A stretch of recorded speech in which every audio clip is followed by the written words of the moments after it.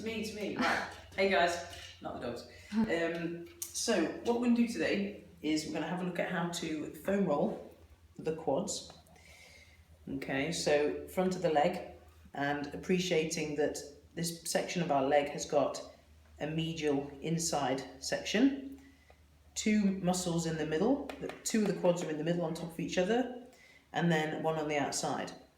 We're also going to incorporate in with this a conversation about the IT band. So if you can see that white line there, the white indicates fascia. See that right?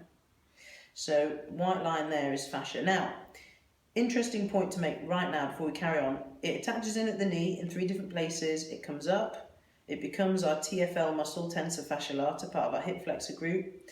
Now, if you come over to this side, which is the deeper side, if you take the IT band away, oh look, still the muscles underneath. So that's your outer quad. So the IT band, the fascial scaffold type structure sits on the top. You take it away and there's muscle underneath. Just bear that in mind. I'm going to come back to that.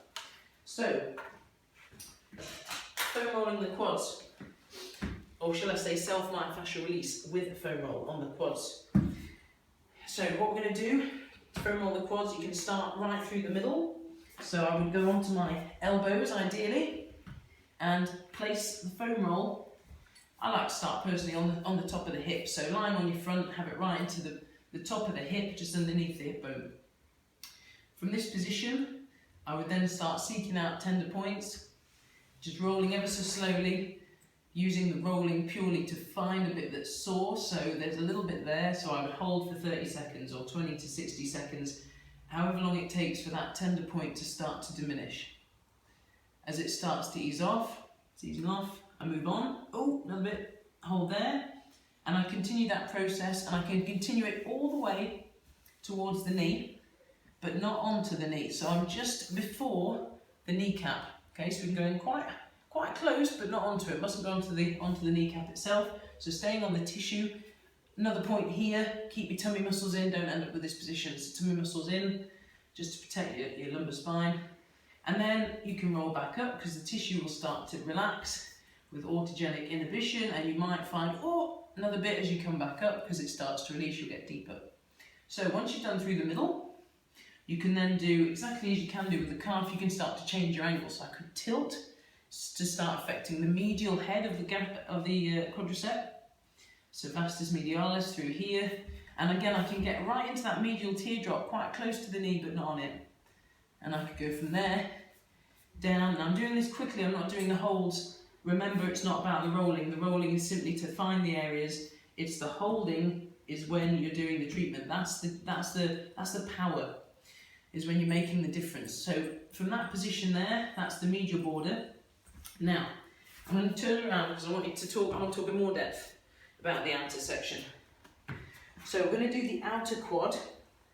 There's a lot of discussion at the moment about the IT band, this fascial border that comes down the side of the leg like a bit of scaffolding, and there's a lot of confusion, I think, over using a foam roll on that area. So going back to what I showed on the diagram, the IT band sits over the top of the outer quad.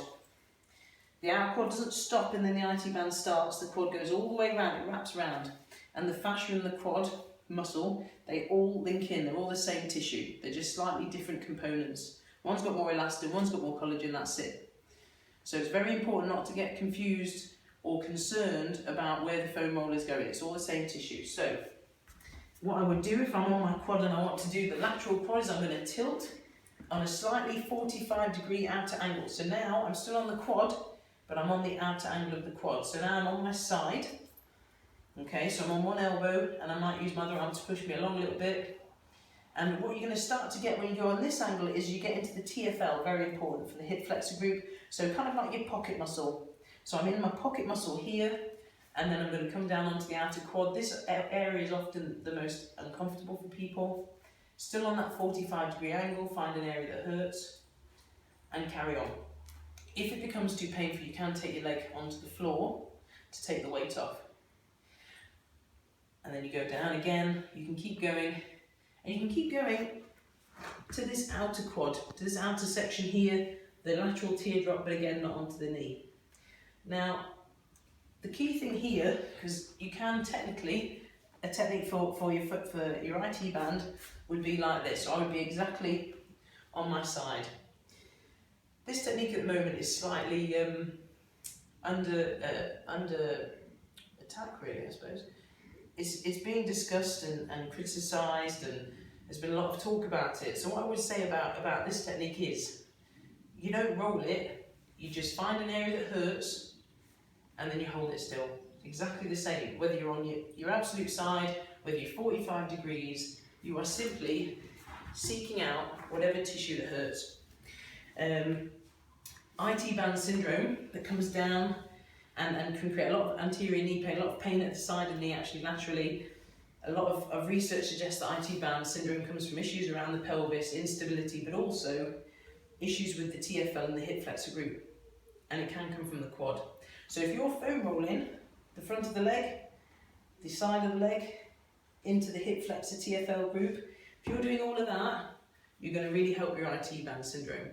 What you're not going to be doing or wanting to do is going up and down on your IT band with a foam roll, because that isn't foam rolling. So as long as you know that, you'll be doing it right.